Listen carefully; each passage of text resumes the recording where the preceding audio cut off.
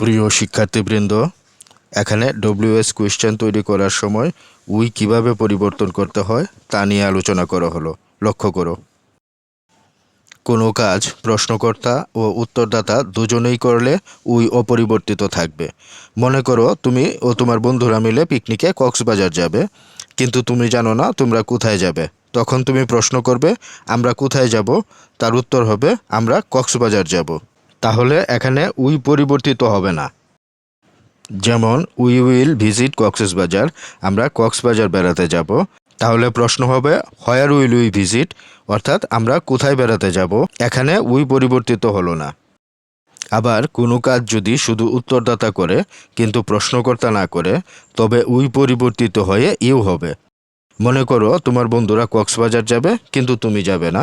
তুমি জানতে চাইছো তারা কোথায় যাবে, তখন উই পরিবর্তিত হয়ে ইউ হবে। যেমন উই উইল ভিজিট কক্সবাজার, আমরা কক্সবাজার বেড়াতে যাব। এর প্রশ্ন হবে হোয়ার উইল ইউ ভিজিট, তোমরা কোথায় বেড়াতে যাবে।